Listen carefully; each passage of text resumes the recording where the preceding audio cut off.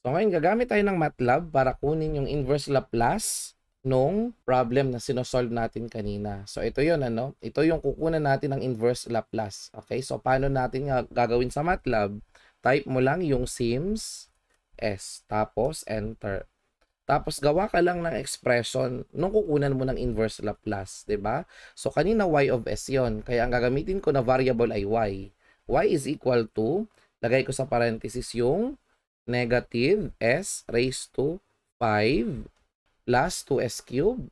So plus 2, yung multiplication sign is asterisk. No, don't forget that, otherwise magkakamali ka. 2s cubed plus 3s squared, 3s squared plus 4s plus 4.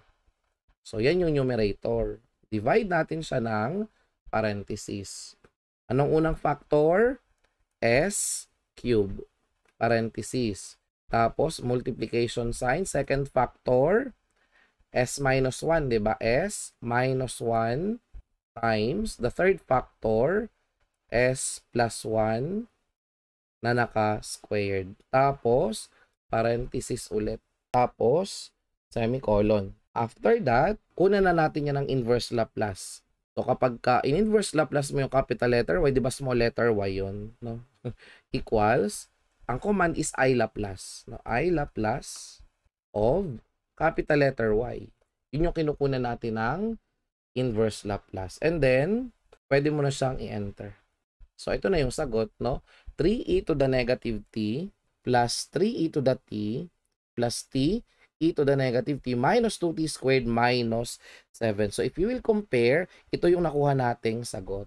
Diba? Ayan, negative 7, negative 2t squared, 3e to the t, 3e to the negative t, at saka te to the negative t. Yun yung nakuha natin. Diba? So, ayan, no? Na-prove natin na gumagana yung MATLAB. Kasi yung sagot na nakuha natin sa MATLAB ay kagaya nung nakuha natin sa mano-manong solution. Okay? Now, there are times when you will get an expression containing fractions. So, kapag ganun, gawa ka lang ng pretty. No? I-pretty mo lang. No? Pretty yung y para mapaganda siya, yung itsura niya. No? So, ayan. So, dito ang nagkaiba lang is wala siyang fraction kasi lahat ng coefficients niya ay whole numbers. Pero, nakita natin na negative 2t squared. Ito, yan. Para mas maganda siyang tingnan. So, yung e natin ayun ay exp.